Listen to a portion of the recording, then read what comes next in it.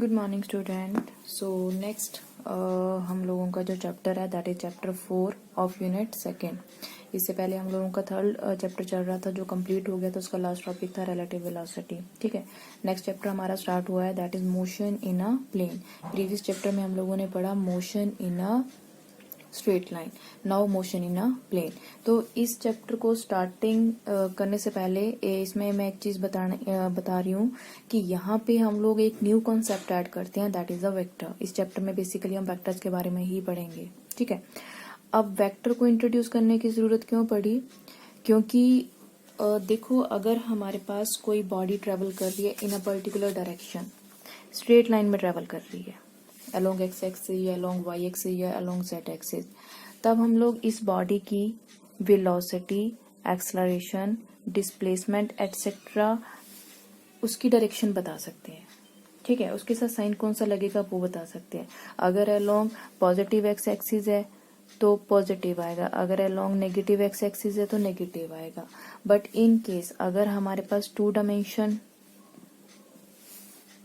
Case है या फिर हमारे पास 3 डायमेंशनल केस है, उस केस में क्या होएगा? उस केस में ये जो फिजिकल क्वांटिटीज हैं इनको रिप्रेजेंट करना, इनकी डायरेक्शन को रिप्रेजेंट करना डिफिकल्ट हो जाता है, जिसकी वजह से हम लोग यहाँ पे कंसेप्ट इंट्रोड्यूस करते हैं that is the concept of vectors.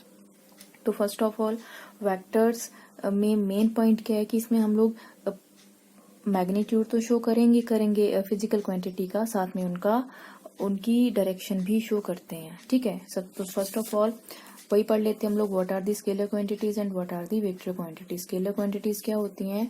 The physical quantities that are completely specified by their magnitude, सिर्फ उनका मैग्नीट्यूड होता है, डायरेक्शन मैटर नहीं करती है। ठीक है, जैसे अब लेंथ है 3 मीटर, 3 किलोमीटर, 4 मीटर, 4 किलोमीटर, तो वो 4 उसका मैग्नीट्यूड है, तो उसको हम लोग सिर्फ मैग्नीट्यूड में ही रिप्रेजेंट कर रहे हैं। वो लेंथ 4 मीटर कौन सी डायरेक्शन में, वो चीज हम लोग मैटर नहीं करता स्केलर क्वांटिटी में। ठीक है, ऐसे स्पीड है, डिस्टेंस है, ये सारी क्या है? Scalar quantities. साथ में वेक्टर क्वांटिटीज क्या होती हैं? All those quantities that have both magnitude as well as direction. इनकी डायरेक्शन भी होती है, इनका मैग्नीट्यूड भी होता है। फॉर एग्जाम्पल डिस्प्लेसमेंट, कितनी डिस्प्लेसमेंट है? 5 मीटर, कौन सी डायरेक्शन में है? Towards the north. तो यहाँ पे मैग्नीट्यूड भी मैटर करता है और डायरेक्शन भी मैटर करती है in case of vector quantities. उसके बाद यहाँ पे डिफरेंस दे रखा है between scalar quantities and vector quantities. तो फर्स्ट डिफरेंस तो यही दे रखा है कि scalar quantities are completely specified by their magnitude and vector quantities are specified by magnitude as well as direction. और scalar quantities can change with change in magnitude only. Vector quantities can be changed with change in magnitude as well as direction. Scalar quantities को हम लोग simply add कर सकते हैं, जैसे 1 2 3 4 को हम लोग ऐड करते हैं वैसे ऐड कर सकते हैं। लेकिन वेक्टर क्वांटिटीज को ऐड करने के लिए हमें स्पेशल जो वेक्टर एडिशन लॉज है वही यूज करने पड़ते हैं। These are represent by ordinary letter से रिप्रेजेंट करते हैं हम लोग स्केलर क्वांटिटीज को, जैसे एस से रिप्रेजेंट कर दिया, यू से रिप्रेजेंट कर दिया, वी से रिप्रेजेंट कर दिया। लेकिन अगर हम लोगों ने वेक्टर क्वांटिटी रिप्रेजेंट करनी है तो हमें एरो के साथ ही रिप्रेजेंट करना पड़ेगा, बोल्ड फेस लेटर में और एरो के साथ। जैसे हमने रिप्रेजेंट किया यहाँ पे ए, हमने वेक्टर रिप्रेजेंट करना ए वेक्टर, तो उसको ऐसे ही रिप्रेजेंट करेंगे। ठीक है, ये जो साइन है ये शो करता है this is a vector quantity. इसके बाद रिप्रेजेंटेशन ऑफ वेक्टर दे रखा है। वेक्टर को हम लोग रिप्रेजेंट करते हैं, वेक्टर में बेसिकली किसी भी फिजिकल क्वांटिटी में वेक्टर क्वांटिटीज में 2 टर्म्स होती हैं। ठीक है, एक होता है उसका मैग्नीट्यूड, दूसरी होती है उसकी डायरेक्शन, दोनों से उसको स्पेसिफाई करते हैं।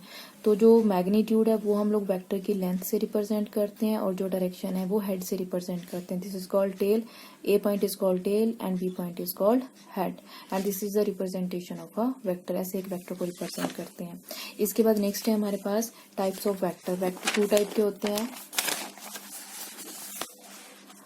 First is polar vector, the vector quantities whose direction is in the direction of motion of a body.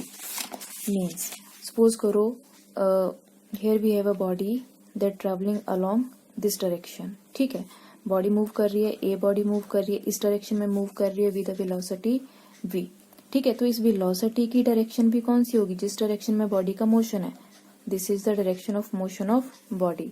Velocity की डायरेक्शन भी इसी डायरेक्शन में होगी। अगर आप लोग मोमेंटम लिखते हो, मोमेंटम क्या होता है, मास इनटू वेलोसिटी, तो जो वेलोसिटी की डायरेक्शन होगी वही मोमेंटम की डायरेक्शन होगी। ठीक है, तो इसकी डायरेक्शन भी क्या है, in the direction of motion. ऐसे अगर हम लोगों ने इस बॉडी की डिस्प्लेसमेंट कैलकुलेट करनी है तो डिस्प्लेसमेंट भी सेम डायरेक्शन में ही होगी। ठीक है, तो उनको हम लोग क्या बोलते हैं, polar vectors, whose direction is same as the direction of motion of the body. A vector quantity whose direction is in the direction of motion of a body is known as polar vector. For example, velocity, linear momentum, displacement, etc. इसके second type है that is axial vector. अब axial vector क्या होता है, suppose करो we have a body जो rotate कर रही है about its axis, this is axis of rotation. ठीक है, एंड इस वे से बॉडी कॉन्टिन्यूसली क्या कर रही है, रोटेट कर रही है अबाउट दिस एक्सिस, इसको बोलते हैं एक्सिस ऑफ रोटेशन।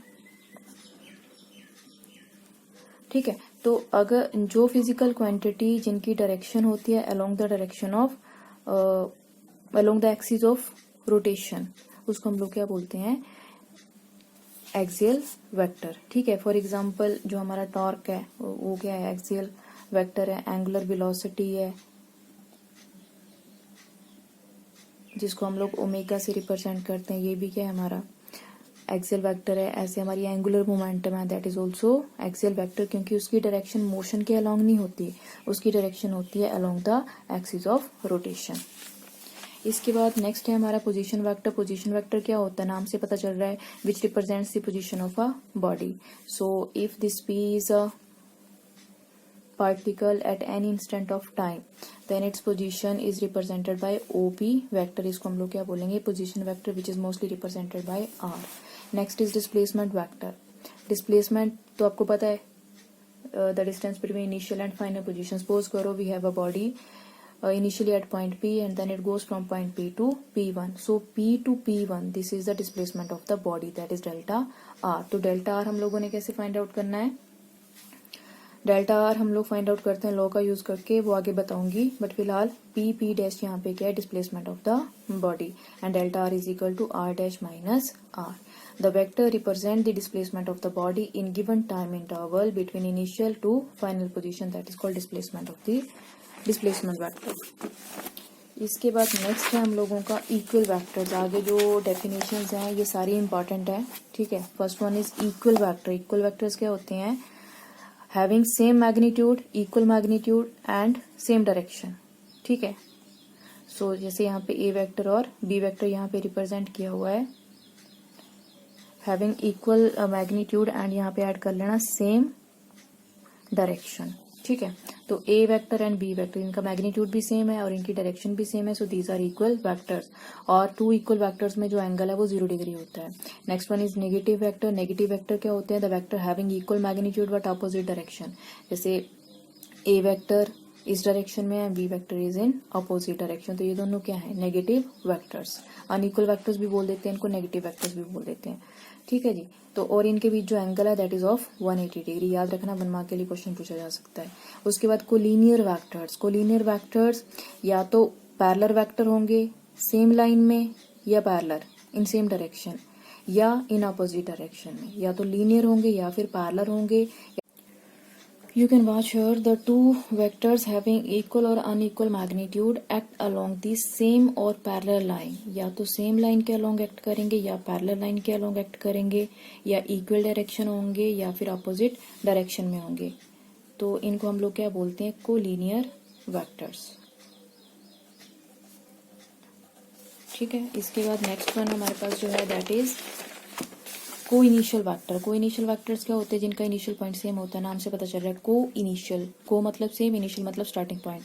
तो को इनिशियल वेक्टर्स कौन से होते हैं, vector having common initial point. So this A, B, C and D vectors are coinitial vectors. Next one is unit vector. Unit vector नाम से पता चल रहा है, यूनिट मतलब 1। तो यूनिट वेक्टर क्या होता है, having unit magnitude and no sense of direction. ठीक है, याद रखना कि यूनिट वेक्टर का जो मैग्नीट्यूड है वो यूनिट होता है, और a unit vector is defined as the vector upon its magnitude. Magnitude term जो आई है, जैसे हमारा ये वेक्टर है, ऐसे रिप्रेजेंट करते हैं ना हम लोग वेक्टर। अगर हम लोग इसका मैग्नीट्यूड लेंगे तो मैग्नीट्यूड के बाद हम लोग इसका वेक्टर कैंसिल आउट कर सकते हैं। जब भी हम लोग किसी वेक्टर टर्म का मैग्नीट्यूड ले लेंगे तो उसका वेक्टर कैंसिल आउट हो जाएगा। डिटेल में ये टर्म आगे आएगी आप लोगों को। ठीक है, so a unit vector is defined as a vector upon its magnitude. So ये कैप पढ़ते हैं इसको, ठीक है, ऐसे रिप्रेजेंट करते हैं हम लोग यूनिट वेक्टर को। हम लोग कैसे रिप्रेजेंट करते हैं, जैसे ये यूनिट वेक्टर अगर रिप्रेजेंट करना है this is unit vector, i unit vector represent करना है this is unit vector, i with cap, a with cap, इसको कैप रीड करते हैं, ठीक है। तो a cap is equal to a vector upon its magnitude, that is a cap is equal to a vector upon its magnitude. ये another definition है unit vector की। Orthogonal unit vectors क्या होते हैं, देखो अगर हमारे पास 3 एक्सिस है, एक्स एक्सिस, ठीक है, Y axis and Z axis. हम 3 एक्सिस को ड्रॉ कर रहे हैं और ये सारी एक्सिस एक पर्टिकुलर पॉइंट पे मीट कर रही हैं, जिसको हम लोग क्या बोलते हैं, ओरिजिन बोलते हैं, and mutually perpendicular. X axis, Y axis and Z axis ये म्यूचुअली परपेंडिकुलर है, मतलब एक्स वाई के बीच 90 डिग्री एंगल होगा, वाई जेड के बीच भी 90 डिग्री का एंगल होगा और एक्स जेड के बीच भी 90 डिग्री का एंगल होगा। तो अलोंग एक्स एक्सिस हम लोग जो यूनिट वेक्टर है वो आई कैप से रिप्रेजेंट करते हैं, अलोंग वाई एक्सिस जे कैप, अलोंग जेड एक्सिस के कैप। और एक बात और याद रखना कि यूनिट वेक्टर डायरेक्शन रिप्रेजेंट करता है, ठीक है, इसका मैग्नीट्यूड हमेशा 1 होता है और ये डायरेक्शन रिप्रेजेंट करता है, क्वेश्चन पूछा जा सकता है 1 मार्क में। सो आई कैप, ये कैप एंड के कैप, ये जो यूनिट वेक्टर है इनको हम लोग क्या बोलते हैं, orthogonal unit vectors. Unit vector which are perpendicular to each other and along x axis, Y axis and Z axis are called orthogonal unit vectors. इसके बाद नेक्स्ट है multiplication of vector by a real number. अगर हम लोग किसी vector को real number से multiply कर रहे हैं तो क्या इफेक्ट पड़ेगा, ठीक है। सपोज करो हमारे पास एक वेक्टर है ए वेक्टर, हम लोग उसको एन से मल्टीप्लाई कर रहे हैं, तो जो हमारे पास न्यू वेक्टर आएगा ना, उसका जो मैग्नीट्यूड है वो एन टाइम्स हो जाएगा of the given vector. For example if N is equal to 2, तो न्यू वेक्टर क्या आ जाएगा, 2 इंटू ए हमारा जो ओरिजिनल गिवन वेक्टर है, 2 टाइम्स हो गया ना, यहाँ पे a vector, this is the length of a vector, तो जब ये 2 टाइम्स हो गया, सो 2 वेक्टर इसमें ऐड होंगे, इसकी लेंथ इंक्रीज हो जाएगी, 2 टाइम्स हो जाएगी, so new vector is equal to 2 A vector. If N is equal to -2, so new vector is equal to -2 A vector. अब इसका मैग्नीट्यूड तो डबल हुआ लेकिन in opposite direction, so this is the given vector A vector, और ये जो हमारे पास resultant vector आया ए, ठीक है, मैग्नीट्यूड इसका डबल हो गया बट डायरेक्शन इज अपोजिट। अगर n इज इक्वल टू 0 है तो हमारे पास जो न्यू वेक्टर आएगा दैट इज इक्वल टू 0, 0 से हम लोग किसी भी चीज को मल्टीप्लाई करते हैं दैट इज इक्वल टू 0, इसको हम लोग बोलते हैं नल वेक्टर। अब नल वेक्टर क्या होता है, ये क्वेश्चन आता है 2 मार्क्स में।